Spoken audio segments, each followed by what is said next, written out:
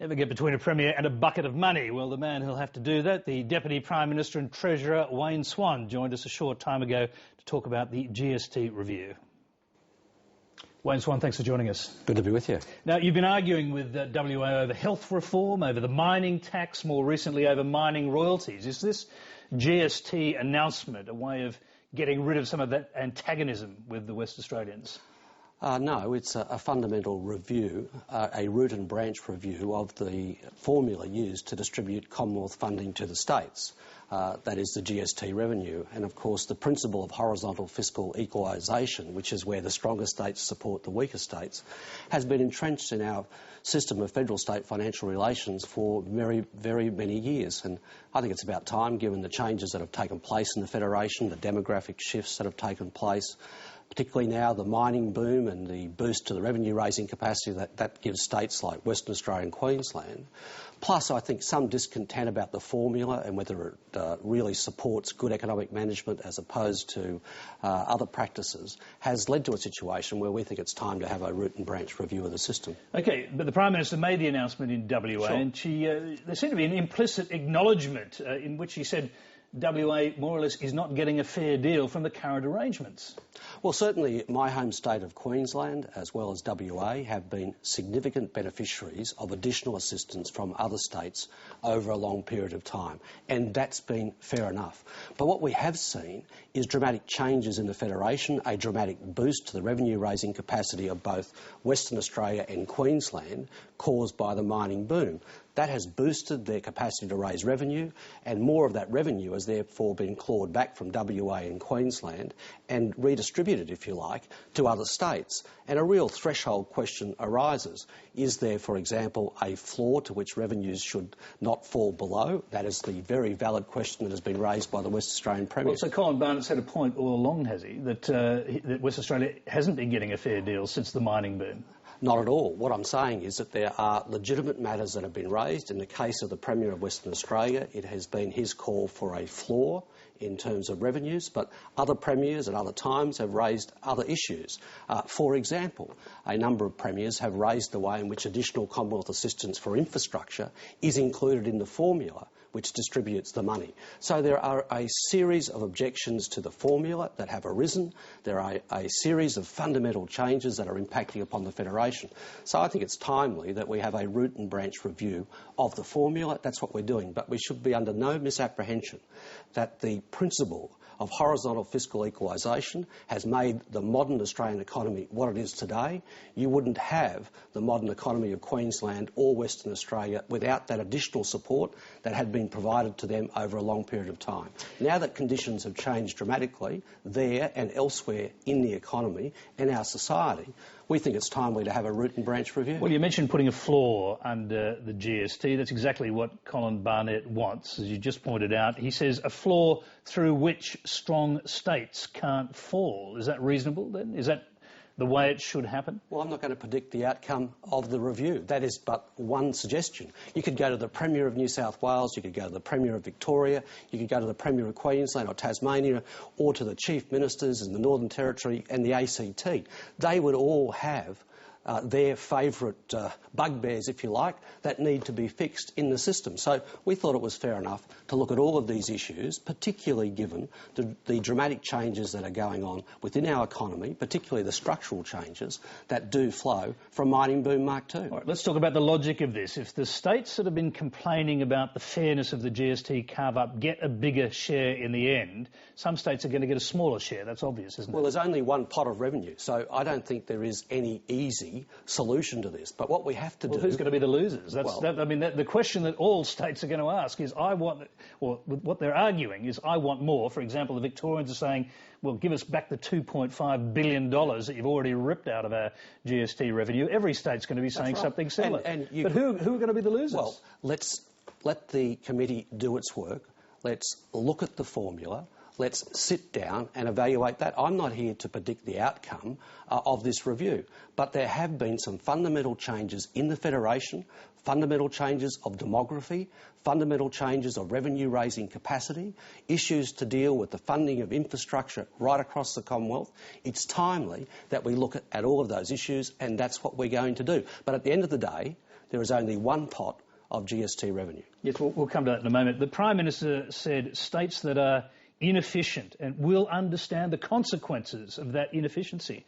Does that mean they'll be punished by getting a smaller share of the GST revenue? Well, of course, it depends upon the formula, but we should not have a formula... Well, this is what the Prime Minister said. Yes, of course. And we shouldn't have a formula which doesn't recognise efforts of some states to become much more efficient and doesn't necessarily reward those that have not been efficient. Well, which states are inefficient, though? Well, it's not my job. Inefficient. It is not my job to go around and talk about the relative performance of each of the states. But you must have some idea, if you understand the inefficiencies are built into the systems of some states, and you're proposing to punish them for that, you must know which states you're talking about. No, I'm not proposing to punish anyone. What I'm proposing to do, what the government is proposing to do in conjunction with the states, is to put in place a formula which has got a set of criteria, which means that the outcomes are predictable, that rewards people who are good managers, and which punishes those that arguably aren't. Well, surely we wouldn't want to be rewarding people that aren't, but frequently that's in the eye of the beholder. That's why we actually need a formula which people have faith in. This is what your own press release says, that currently underperformance in service delivery and economic growth can be rewarded. Is that correct? Well, certainly, under the current formula, it is possible that could happen. Well, where's it happening? Well, that has been the complaint from a number of politicians and political leaders over time. That is in the eye of the beholder. That is why a review of the formula, an objective formula, which gets to the heart of these allegations, if you like, is necessary. Well, one way of making all states happy would be to increase the take of the GST by raising the percentage. You totally rule that out? Absolutely rule that out. Not on the table, has never been on the table, and won't be on the table. Is that a no carbon tax type of promise or a more substantial promise? You absolutely know, Tony, that we have said all the way through the debate about taxation that we are not increasing the rate or the base of the GST. But there are other ways to increase the GST take. For example, will you be reviewing the issue of GST on online purchases? I've just made the point, Tony. We're not increasing the rate or the base of the GST. So absolutely not. It's an absolute rule out of putting GST any time in the future on online purchases, no matter how big that grows. I'm not reforming the tax system here tonight, but what I'm telling you is that we're not increasing the rate or the base of the GST. So just on online purchases? I'm not going into individual items. We're not doing it. We're not increasing the base and we're not increasing the rate. OK. Since you started on tax reform, why not go further and reform income tax, personal income tax, while you're at it? Well, we've got a very substantial tax reform in play right now. It was announced almost 12 months ago. The first recommendation of the Henry Review was for a resource rent tax. We're developing that legislation and we'll put it into the Parliament later in the year. No, I was talking about income tax. No, I'll come to that in a second, because reforming business taxation and reforming income tax is a very important priority for the government. Will we see further reforms on personal income tax? If I can just finish the business taxation first, and I'll move to income tax. But that's what the question was about, personal income tax. But if we want to reform the tax system, we've got to have the revenue stream, which is why we need the MRRT to reform business taxation, and that's what we're doing. And what we've said we will do through the tax forum later this year is that we will look further, not only at Henry's recommendations in all of the areas that were canvassed by that report, we'll do that, but we will involve the community in a conversation about that. And the government has said that we are very sympathetic to further reform of the tax system in the area of income tax. And we want a system that rewards effort, and we want a system which is simpler, and that is certainly an objective of the government. I just wanted to make the point that we have a very full tax reform agenda right now in the business tax area, and of course the Liberal Party is divided and in chaos over it, and we've got to get that through the Parliament, and then we'll go on to a further conversation about other areas of tax reform, and not just income tax, but also state taxation and so on. OK, in a shorter term, income tax as compensation for the carbon tax or the effects of the carbon tax, Ross Garnaut's point, will that happen? Well, what we've said is that in terms of the carbon price, the big polluters will buy permits. We will use the revenue to assist households and industry and to fund climate change programs. But in the form of income tax cuts? Well, that is certainly one way to do it. We're open to doing that, but there won't be... Every single cent which is raised from the sale of permits will be used to compensate either households or industry. All right, let's go to mining royalties, because Colin Barnett says he's going to go ahead and raise royalties on iron ore. He's pretty much daring you to penalise WA for doing that. Will you penalise them? Well, we'll have a conversation with Colin Barnett about that and all of the other issues that you were talking about before. But are there royalty increases that you'd be prepared to countenance? Because he's got quite a complicated argument about iron ore pricing. Well, what we said at the time of the announcement in May last year, that we would take into account royalties which had been announced or were being contemplated at that time. Since then, we've had the Argus report. We've released that. They make the very important point that we've got to make sure we've got some balance in our resource taxation. It's important that that royalties do not tip that balance the wrong way and deter investment.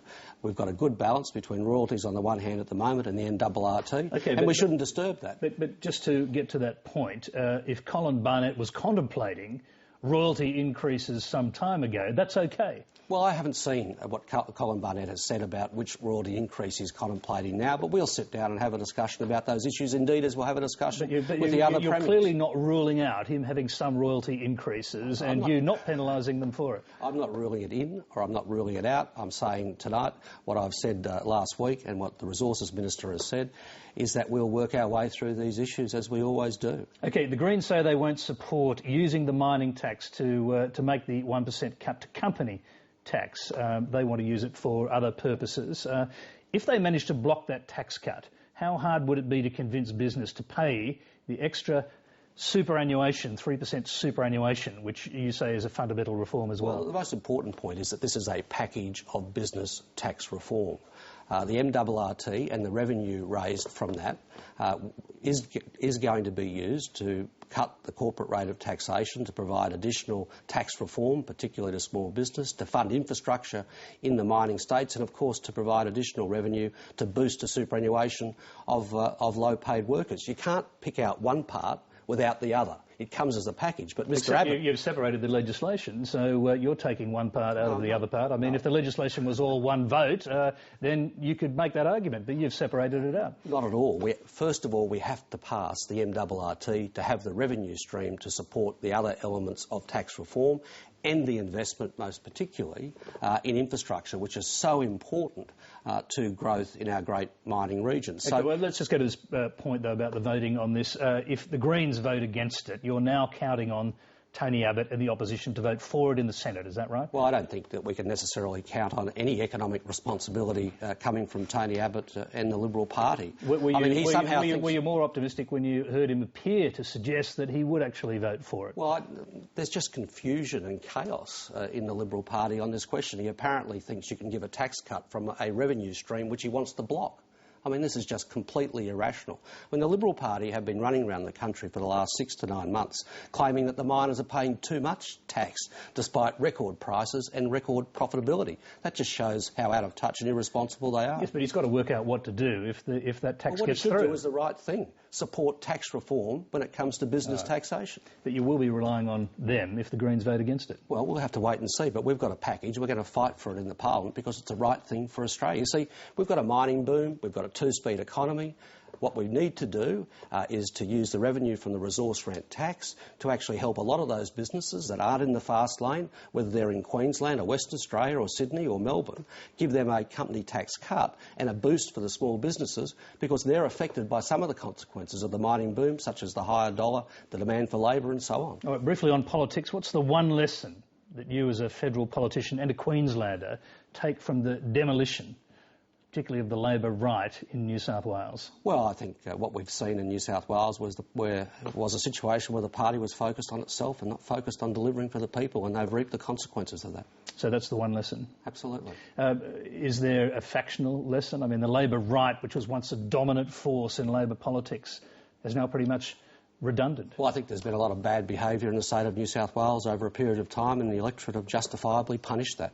When you say over a period of time, of course, you've got a lot of people who came from the Labor right-wing machine into federal politics. Yeah, we've got a lot of them there in the ministry. And we've got a lot of really good ministers from New South Wales. Children of Sussex Street, you might want to call them. Do you think they've learnt the lessons of their past? Tony, I think we've got first-class ministers from New South Wales in the National Parliament making a very significant contribution to our government and to our country. Wayne Swan, we'll have to leave you there. We thank you very much for coming into Sydney to join us. Good to be with you.